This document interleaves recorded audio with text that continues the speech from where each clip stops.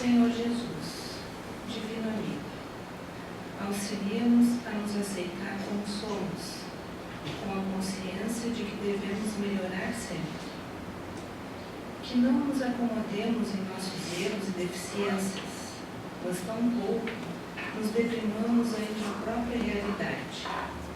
Estamos nos esforçando para te seguir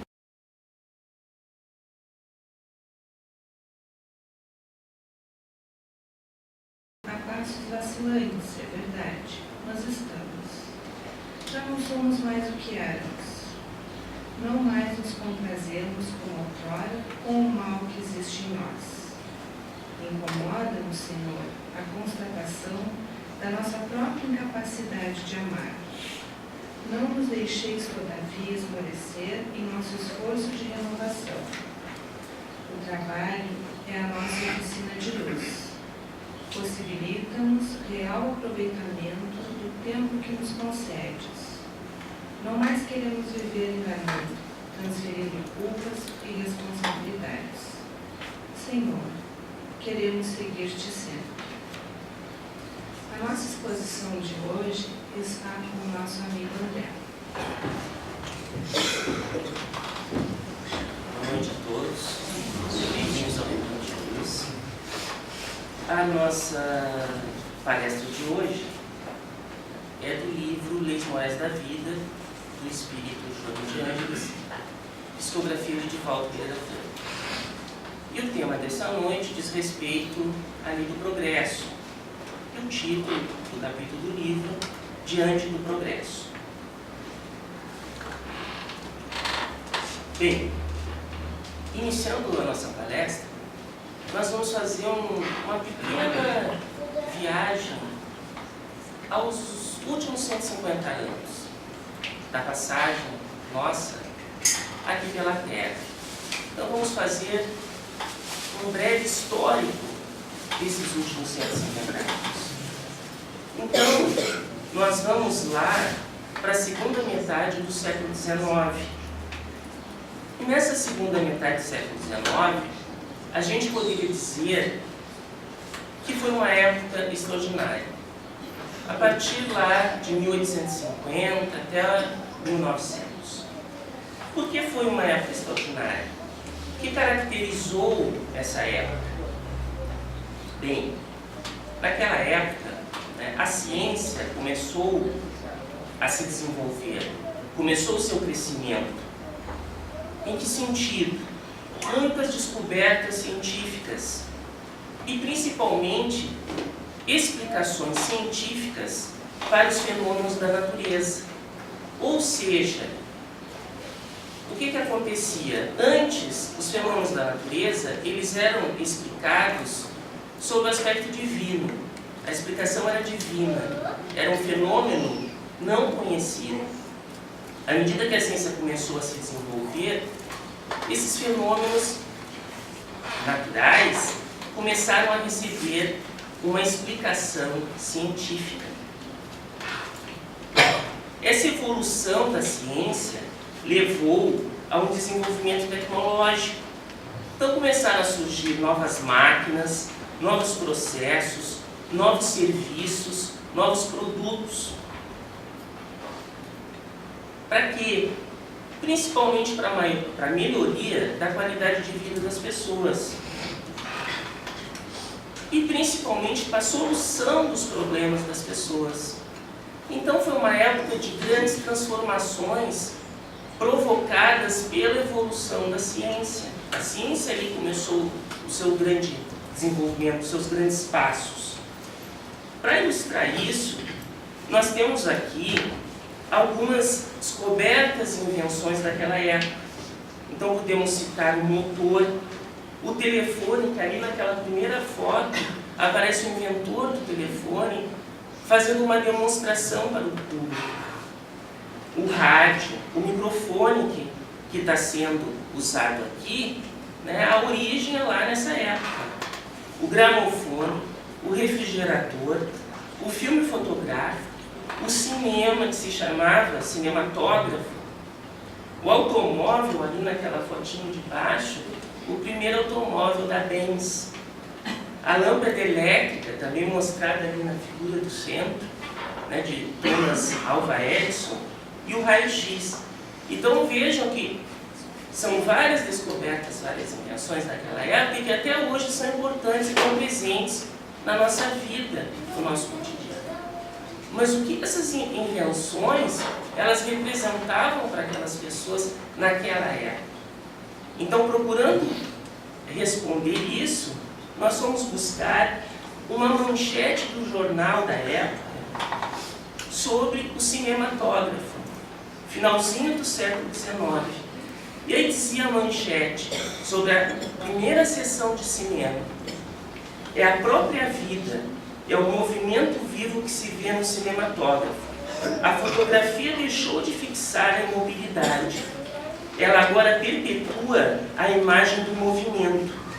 Quando esses aparelhos estiverem ao alcance do público, quando todos puderem fotografar aqueles que lhes são caros, não mais de uma forma imóvel, mas em pleno movimento, em plena ação e nos seus gestos familiares, a morte deixará de ser absoluta. Então a gente sente nessas palavras, né, o espanto, né, o entusiasmo, né, dessas novas descobertas. Isso está se referindo a um filme de poucos segundos que mostrava a chegada de um trem a uma estação. Então as pessoas deslumbradas, filas se formavam para ver esses poucos segundos do primeiro filme da humanidade, da história do homem. Então, era uma época que as pessoas estavam entusiasmadas, estavam surpreendidas por todo aquele desenvolvimento da ciência, aquele desenvolvimento tecnológico que começava a mudar as vidas das pessoas. Opa.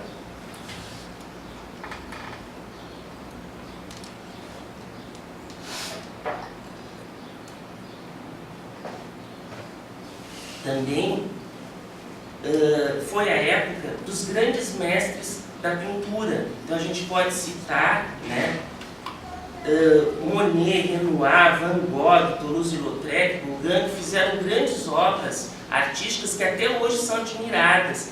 Então foi uma época também de grande efervescência cultural. E também foi a época do surgimento do Espiritismo, capitaneado por Allan Kardec. E ali estão mostradas, né, as obras básicas do Espiritismo, que são todas dessa época. Então nós temos o Livro dos Espíritos, de 1857, o Livro dos Médiuns, de 1861, o Evangelho segundo o Espiritismo, de 1864, o Céu e o Inferno, de 1865, e a Gênese, de 1868. Então essa época também é a época do surgimento do Espiritismo.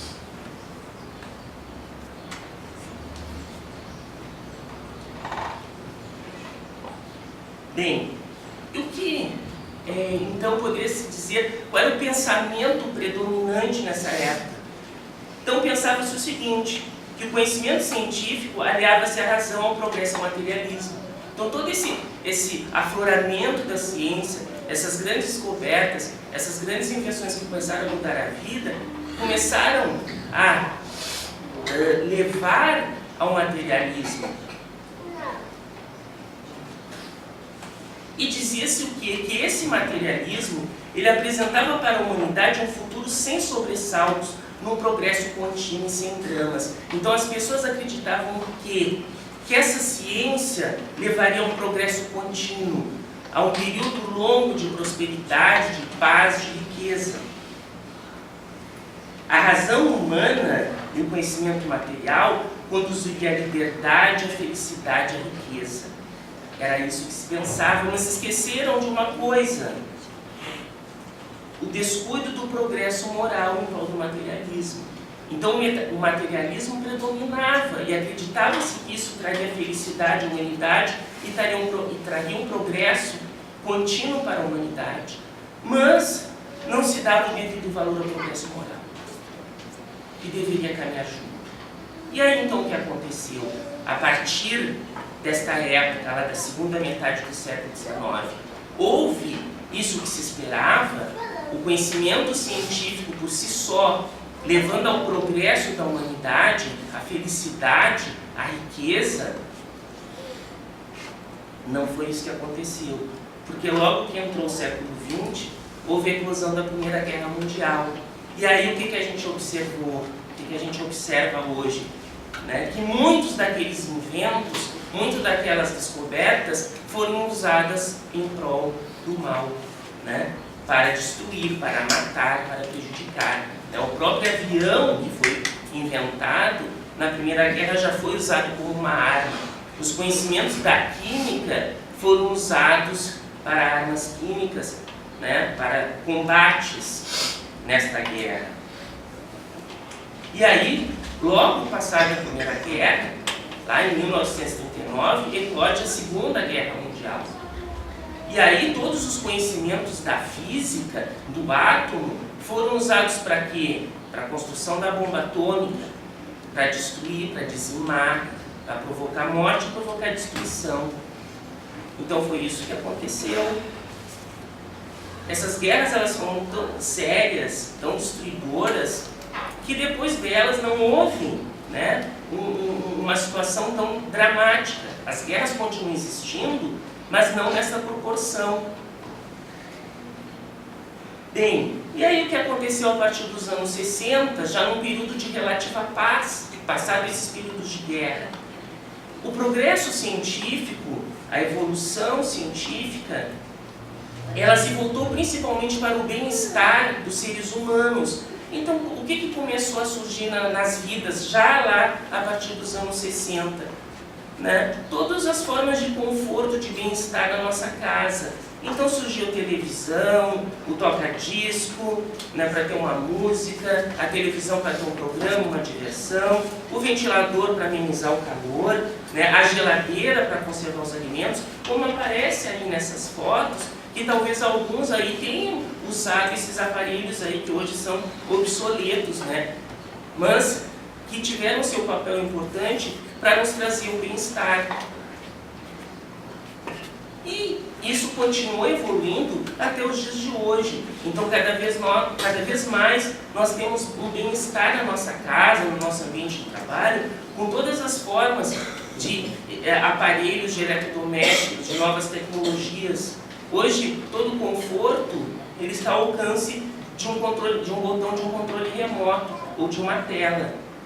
Isso nós vivemos cotidianamente. Então, o progresso científico, né, a evolução tecnológica trouxe-nos esse bem-estar. Mas, né, estranhamente, muitas vezes, apesar desse bem-estar, né, nós temos um grande vazio interior. Muitas pessoas têm esse vazio interior, apesar de todo esse bem-estar que a tecnologia, que o desenvolvimento científico proporciona nas nossas vidas cotidianas. E esse vazio interior, ele pode ser um passo para doenças como a depressão e o vício. Então, estranhamente, nos acontece isso. O bem-estar proporcionado pelo progresso científico, mas um vazio interior levando a muitos problemas, a muitas doenças. E aí vem Joana de Ângeles nos dizer nesse livro o seguinte: as conquistas da inteligência, embora valiosas, sem a santificação dos sentimentos, conduzem ao desvario ou destruição.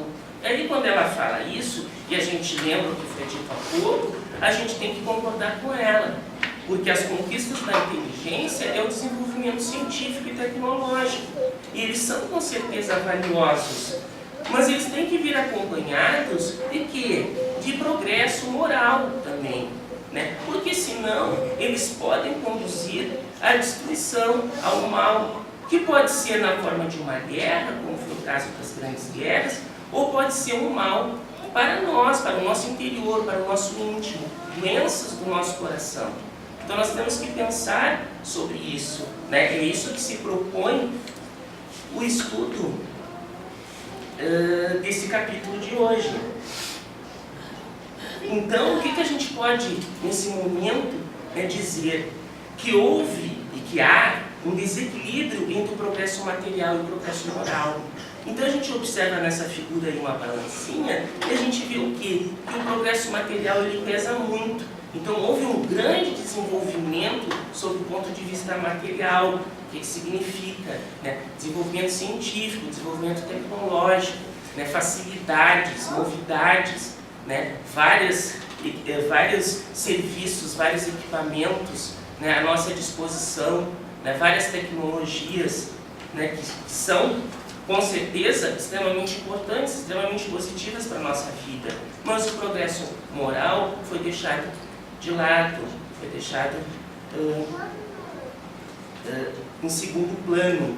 Né? Então ele pesa pouco nas nossas vidas, na vida da humanidade. E aí Joana de Ângeles vem reforçar essa questão e ela diz o seguinte: sem o equilíbrio das duas asas, a ave não consegue voar, planeando nas alturas. Então o que ela está querendo dizer? Que tem que haver esse equilíbrio entre o progresso material e o progresso moral.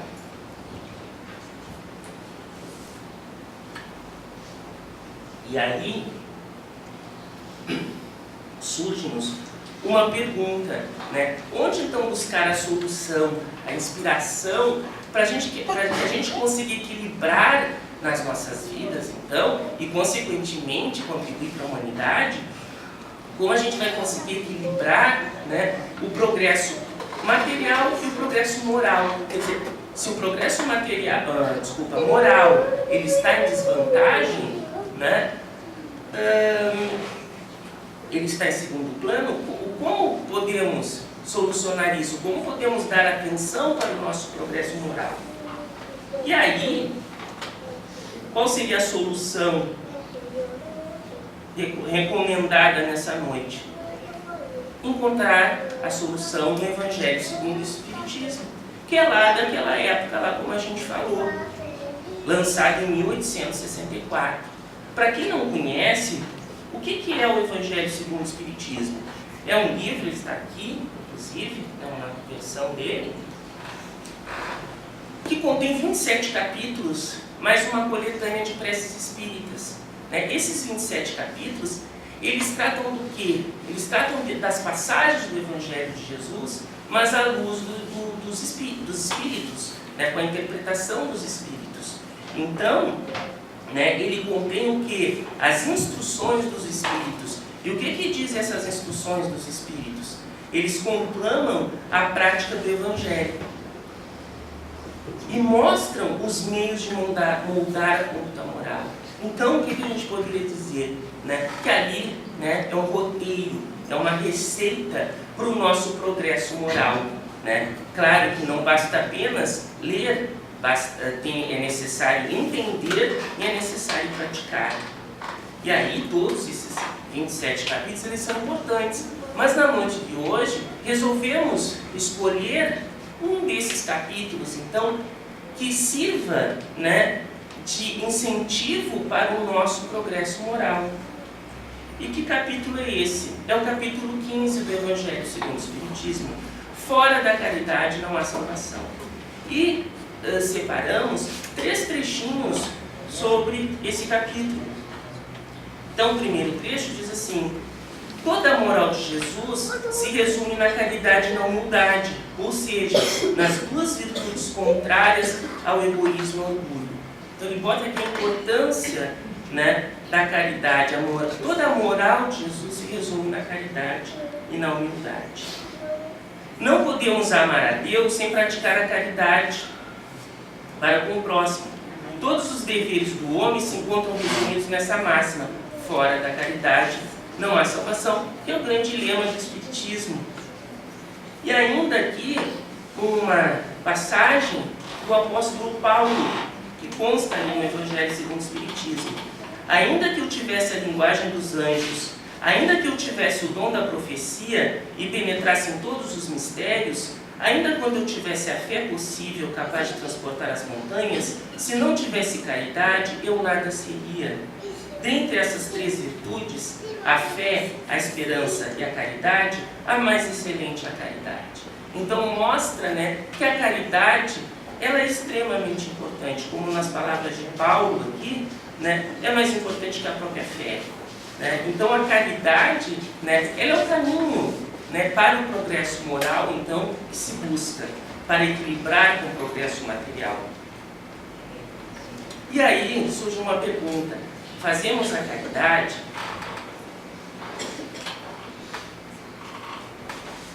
E aí, para responder a essa pergunta, vou contar uma breve historinha, realmente ocorrida, num centro espírita de Pelotas, um pequeno centro espírita. E nesse centro espírita, como aqui no nosso, né, as pessoas se reuniam, né, e havia também uma preleção, uma palestra, e frequentemente, né, se falava sobre a caridade. Nesse centro, uma determinada época, frequentava um casal cujo marido estava em profunda depressão. E o marido vinha acompanhado da esposa, que não era espírita, era católica. E o marido era espírita, por isso vinha ao centro espírita buscar então auxílio para o seu problema. Bem, numa noite de inverno, daquelas noites bem frias, né, as pessoas tinham assistido a preleção, tinham tomado passe da mesma forma que a gente faz aqui, né?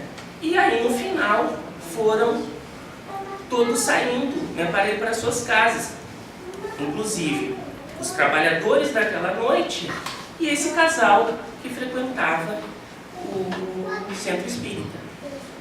E aí, ao saírem para a rua, né, havia alguns metros à esquerda da porta de saída do centro, um mendigo encolhidinho ali no cantinho, né, uma noite muito fria, encolhidinho ali no cantinho, tentando se abrigar do frio, com alguns panos velhos, uns pedaços de papelão.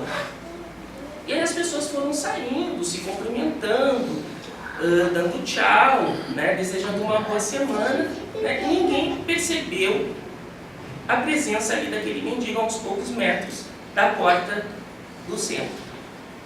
E aí aquela esposa, que era católica, viu o mendigo, se aproximou do mendigo, tirou o seu pesado e novo casaco e cobriu o mendigo, como se cobre uma criança. E aí os trabalhadores ali do centro que estavam saindo viram aquela cena e naquele momento eles sentiram vergonha. Por quê? Porque há pouco eles tinham falado sobre caridade, mas não perceberam ali a oportunidade da caridade. Então se sentiram envergonhados, né? E essa pequena história, ela nos traz algumas lições. Primeiro, que a caridade não é privilégio dos espíritos. O lema do Espiritismo, né, fora da caridade não há salvação, mas isso não significa que a caridade é privilégio dos espíritos. E também nos traz uma outra lição, que a caridade não é apenas doar, mas doar o melhor que temos. Então, nesse caso da história, a senhora doou talvez o melhor casaco que ela tinha. Então a gente tem que pensar que caridade não é só doar a sobra, só doar o resto, só doar o brinquedo velho, a roupa moída. Caridade é tentar doar o melhor que nós temos, pelo menos o melhor que nós temos condição. Também, né, o doar melhor de si, o melhor que temos, não necessariamente vai ser uma caridade material. Doar o melhor que temos pode ser dar um abraço da mesma forma que nós daríamos um abraço a um pai, a uma mãe. Dar um abraço a um desconhecido, alguém que precisa de carinho, que precisa de atenção, que precisa de consolo. Ou então, né, ouvir, né, como a gente ouviria um filho, aquele que está precisando desabafar. Então isso é dar o melhor que nós temos. Essa é a caridade. Então, voltamos à pergunta, né? Fazemos a caridade? E aí, se estamos falando em caridade, não podemos deixar de lembrar que nós estamos perto do Natal. Estamos já entrando no mês de dezembro. Então é época que nós estamos preocupados em arrumar a nossa casa, em montar uma árvore de Natal. Nós vemos as ruas iluminadas, né, enfeitadas, decoradas. E aí, né, quando a gente chega nessa época, a gente sempre relaciona o Natal à caridade, né? Então é uma boa oportunidade para quem já pratica caridade, praticar ainda mais. E para quem não pratica, quem sabe comece nessa época, inspirado pela época, inspirado pela comemoração do nascimento de Jesus. E temos aí também, para ilustrar, uma outra pequena historinha, agora sobre caridade, mas a caridade no Natal. Então também no centro espírita, lá em Pelotas, um grupo de jovens se reuniu para, inspirados, né, pelo Espiritismo, um grupo de jovens se reuniu para angariar alimentos para distribuir a famílias carentes no Natal. E esse grupo de jovens, eles conseguiram arrecadar quase 1 tonelada de alimentos ao longo de um mês de trabalho. E aí resolveram doar esses alimentos numa daquelas comunidades esquecidas, que ninguém se lembra. E essa comunidade ficava na beira de um córrego, literalmente embaixo da ponte. Então, uma comunidade extremamente pobre. E os jovens, então, levaram esses alimentos para aquele local. E rapidamente se formou uma fila para receber os donativos. Enquanto se fazia a entrega dos alimentos, um menino pequeno, assim, de 5 anos, mais ou menos, com a roupa bem puidinha, bem sujinho, coitadinho, e chegou num dos jovens e puxou assim a camiseta do jovem. E o jovem olhou para baixo e o menino falou, mostrando assim: olha, tio, olha aqui o que o rato me fez. Me mordeu. O jovem, diante dessa situação, ele não teve reação. Ele apenas sorriu e seguiu distribuindo os alimentos. O que mostra essa história? O jovem não estava preparado, então, para a verdadeira caridade. Porque naquele momento, a caridade, talvez mais importante, não fosse distribuir o alimento, mas distribuir afeto, carinho, compreensão para aquela criança que ele chegava. Então, a gente tem que pensar, nesta época, de não perder as oportunidades de caridade que nos surgem. Lembrar sempre disso.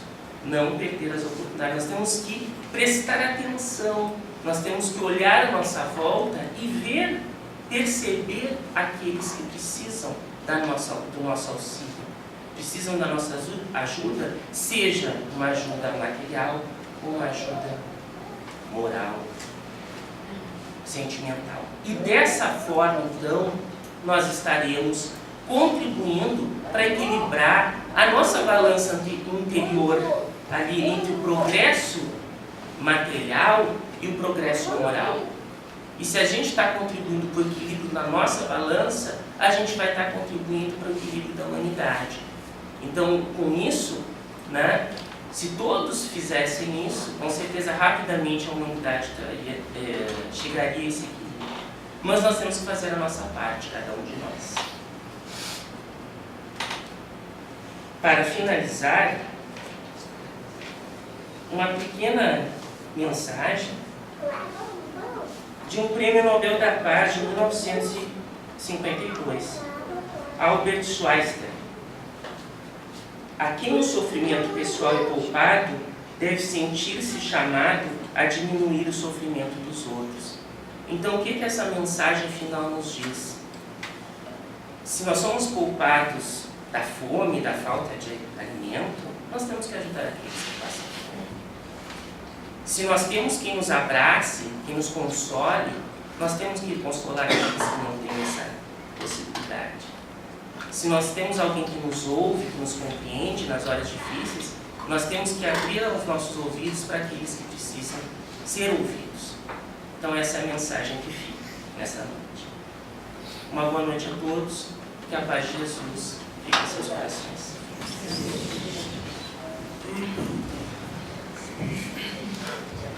Agora nós vamos fazer uma prece por todas aquelas pessoas que nós trazemos os nomes, colocamos nas caixinhas, encarnados e desencarnados, e também por aqueles que neste momento nós trouxemos ao nosso coração. Senhor dos mundos, excelso Criador de todas as coisas, neste momento pedimos sua ajuda a todos que estão sofrendo. Sabemos que as enfermidades nos favorecem momentos de reflexão e de uma aproximação maior a Ti, pelos caminhos da dor e do silêncio. Nós apelamos para a Tua misericórdia e pedimos: estende Tua mão luminosa sobre os que se encontram doentes, sofrendo limitações, dores e incertezas. Faz a fé e a confiança brotarem fortes em seus corações. Alivia suas dores e dá-lhes calma e paz. Cura suas almas para que os corpos também se restabeleçam. Dá-lhes alívio, consolação e acende a luz da esperança em seus corações, para que, amparados pela fé, possam desenvolver um amor universal, pois esse é o caminho da felicidade e bem-estar.